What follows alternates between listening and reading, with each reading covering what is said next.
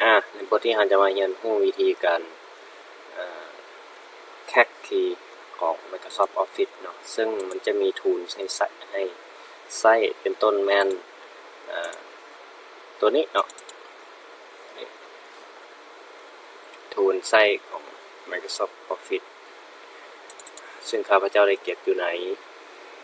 โฟลเดอร์ที่เหตุการณ์สอนอยู่นี่เนาะนี่บางคนจะใช้ตัวนี้บางคนจะใช้พวกtypo เนาะมันจะมี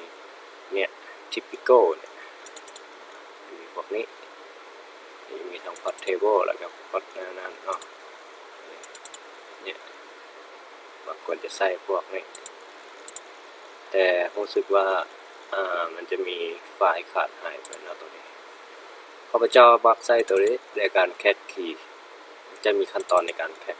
คีย์ทูลของมันอยู่นี่นะข้าพเจ้าจะเอาส่วนนี้ไปใส่อยู่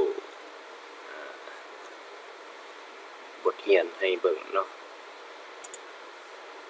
นี่แม่นคีย์แคคของมัน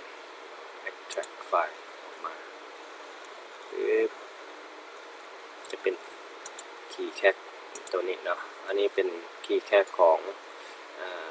มันจะแคคได้ทาง Windows และก็แคคได้ทาง Office เนาะซึ่งข้าพเจ้าจะมักใช้ตัวนี้จะง่ายในการแคคคีย์มันจะมีของทูลคิดเป็นของ 2010 แล้วก็ 2013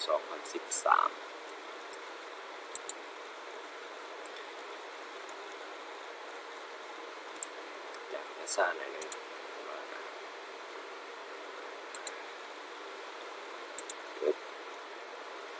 ออกมาได้โอเคเนี่ย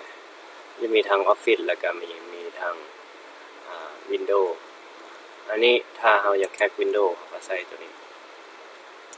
เนี่ยมันจะบอกรายงานละเอียดเลยว่า Windows เวอร์ชันใดเปิดมา2ตัวปิดไปตัวนึงก่อนอันนี้เนาะ Active Key นี่แล้วก็มาคลิก Active หรือว่าจะคลิกตัวนี้เลยก็ได้ของตัวนี้จะต่างกันตัวนี้จะ Active เป็น Key นอกหา Key เนาะแล้วอันนี้ Product ของ Windows มันจะมี Vista Windows 10 7อย่างเงี้ยเราเลือกเอาก็แคคเวลาเราจะชอบหาคีย์มันปึ๊บเราเลือกมันแล้วเนาะเวลาเราเลือกมันแล้วปึ๊บเราก็สั่ง install คือตัวนี้จะพาแคคคีย์ของ Microsoft Office ตัวนี้ปึ๊บเนี่ยนี่ข้าพเจ้าได้แคคไปเรียบร้อยแล้วคลิกตัวนี้แล้วก็มาบอลที่ว่า activate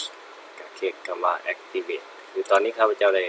activate ไปเรียบร้อยแล้วก็ได้ลงไปเรียบร้อยนี่ปึ๊บเพียงแต่กดคำว่า activate สินะก็รอทาง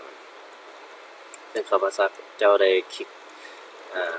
ได้ active หลายเทื่อแล้วเวลาใช้งานไปปึ๊บเวลา Office ของเรา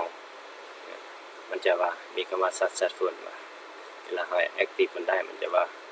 มีคำว่า successful ตัวนี้นี่เป็น tool crack Office เนาะแล้วก็ Windows ก็ได้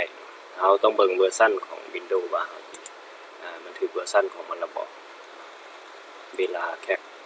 ถ้าบ่ถือเวอร์ชันของมันจะให้ Windows มีการแฮงก์อันนี้คือการแคค Office 2010สำเร็จผล